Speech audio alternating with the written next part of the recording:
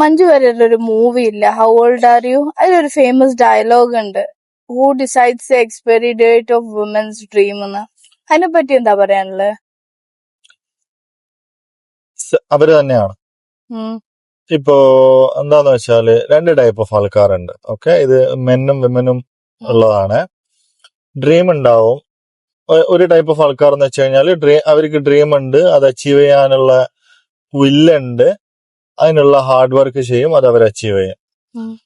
എന്ത് പ്രതിസന്ധി വന്നു കഴിഞ്ഞാലും എന്ത് തടസ്സം വന്നു കഴിഞ്ഞാലും അവർ അതിനൊക്കെ തരണം ചെയ്തിട്ട് ഈ പറഞ്ഞ അവരുടെ ഡ്രീം അച്ചീവ് ചെയ്യും. രണ്ടാമത്തെ ആൾക്കാർ എന്ന് വെച്ച് കഴിഞ്ഞാല് പറയുന്ന ചിലപ്പോൾ ഡ്രീം ഉണ്ടാവും, പിന്നെ അത് അച്ചീവ് ചെയ്യാനുള്ള അല്ലെങ്കിൽ അതിന് വേണ്ടിയിട്ടുള്ള ഹാർഡ് വർക്ക് അല്ലെങ്കിൽ ആ വില്ല് ഒന്നും ഉണ്ടാവില്ല.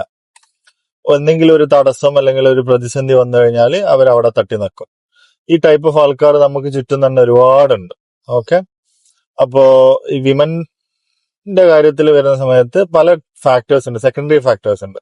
എല്ലാവരും പറയും ഫാമിലി സപ്പോർട്ട് ഉണ്ടാവില്ല, അല്ലെങ്കിൽ കല്യാണം കഴിഞ്ഞാൽ ജോലി ചെയ്യാൻ പറ്റില്ല, കുട്ടി ഉണ്ടായാലും ജോലി ചെയ്യാൻ പറ്റില്ല, അതല്ലെങ്കിൽ വീട്ടിൽ നിന്ന് വേറൊരു നാട്ടിൽ പോയിട്ട് അല്ലെങ്കിൽ വേറൊരു രാജ്യത്ത് പോയിട്ട് ജോലി ചെയ്യാൻ പറ്റില്ല. ഇങ്ങനെയൊക്കെ പല സെക്കൻഡറി ഫാക്ടേഴ്സും എല്ലാവരും പറയും. പക്ഷെ സ്വന്തമായിട്ട് ഒരു ഡിസിഷൻ എടുത്തു കഴിഞ്ഞാൽ അല്ലെങ്കിൽ ആ ഒരു വില്ല് ഉണ്ടെന്നുണ്ടെങ്കിൽ ഇതിനൊക്കെ ഒപ്പോസ് ചെയ്തിട്ട് അല്ലെങ്കിൽ ഇതിനൊക്കെ തരണം ചെയ്തിട്ട് നമുക്ക് നമ്മളെ ഡ്രീം അച്ചീവ് ചെയ്യാൻ വേണ്ടിയിട്ട് നമുക്ക് ആ ഒരു ഡ്രീമിനെ ഫോളോ ചെയ്യാൻ എന്തായാലും പറ്റും.